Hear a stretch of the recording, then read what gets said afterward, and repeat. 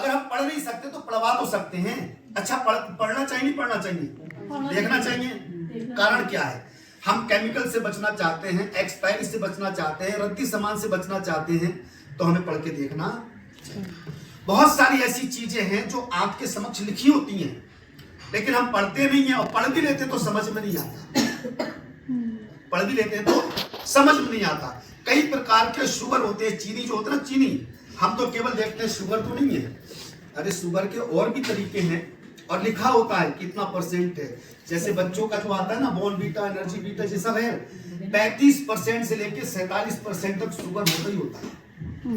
हम लोग ला करके बच्चों को घोल घोल के पिलाते हैं कि मेरा बच्चा हष्ट पुष्ट लम्बा चौड़ा बनेगा, कुछ नहीं, उसके अंदर शुगर है।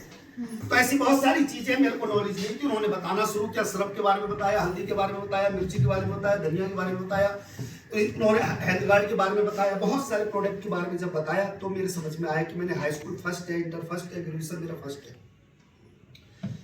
मैंने बीपीएड किया है, बीएड किया है, मेरी जॉब लगी, लेकिन कभी स्कूल में इस प्रकार की चीजें नहीं सिखाई गई। बस इतना बताया कि बेटा अपने शरीर को स्वस्थ रखने की जिम्मेदारी हमारी खुद की होती है। नहीं होती है क्या? जी सर। अच्छा पानी पिए, गंदा पानी पिए, किसके हाथ में? हमारे हाथ में। अच्छी हवा खाएं या गंदी हवा खाएं, किसके हाथ में? भाई हमें प्रदूषण वाली हवा चाहिए तो दोपहर में घूमिए, शुद्ध हवा चाहिए तो सुबह से अच्छी हो ही नहीं सकती। यस या नो? अच्छा शुद्ध खाना खाएं, अशुद्ध खाना खाएं, नकली खाएं, असली खाएं, किसके हाथ में?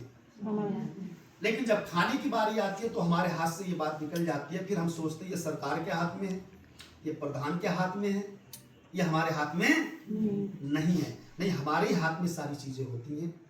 जैसे मेरे को पता चला कि इन चीजों के बारे में, तो मैंने एक छोटा सा डिसीजन लिया, तुरंत डिसीजन लिया। अगर मैं इस काम के बारे में नॉलेज मेरे को मिली थी, जानकारी मेरे को मिली थी, प्रोडक्ट के बारे में मेरे को पता चला था, मैं अपने पापा के पास जाता, जो कि मेरे पापा एलआई लोको इंस्पेक्टर से रिटायरमेंट हुए हैं। रेल में कारदाम में हम रहते थे, एलआई लोको इंस्पेक्टर से रिटायरमेंट हुए मेरे पापा। अगर मैं पापा से जाके पूछता कि पापा आरसीएम एक सिस्टम है जिसके प्रोडक्ट असली है, शुद्ध है, क्या मैं आरसीएम ज्वाइन कर लूं? मेरे पापा हाँ करते या ना? क्या करते हैं? ऐसा नहीं है कि मेरे पापा मेरा भला नहीं चाहते, ऐसा नहीं है कि मेरे पापा मेरी तरक्की नहीं चाहते, चाहते हैं, लेकिन क्या करें, उनको इसकी नॉलेज। अगर मैं अपनी पत्नी से पूछता मैडम आरसीएम कर लूं, मैडम क्या कहती? नो। क्यों कहती मालूम है? अरे अच्छी खासी नौकरी कर रहे हो, क्या करना है, क्या करना है? ऐसा नहीं है कि मैडम मेरी तरक्की नहीं चाहती, चाहती है, लेकिन उसको इसके बारे में नॉलेज नहीं है। इसलिए ना मैंने पापा से पूछा, ना मैंने मैडम से पूछा, मैंने डिसीजन लिया, मैंने आरसीएम को ज्वाइन किया। ज्वाइन करने का कोई पैसा लगता नहीं था, इसलिए टेंशन के सभी लोग बड़े ध्यान से देखते हैं। उससे पहले आरसीएम के प्रोडक्ट से पहले कभी किसी ने साबुन को छू छू के नहीं देखा था, सूंघ के नहीं देखा था। जो लाता था घर में ऐसी डाल देते, जैसे ही आरसीएम का साबुन आया तो पकड़ के सब लोग लगे वो सूंघने। अच्छा ठीक तो है, ठीक, अच्छा ठीक, यूज करने से पता चलेगा। कहां से लाए हो? बहुत सारे सवाल का एक ही आंसर था, पहले भैया चेक कर लो। क्या कर लो? चेक कर लो। चेक किया, सामान ओके निकला।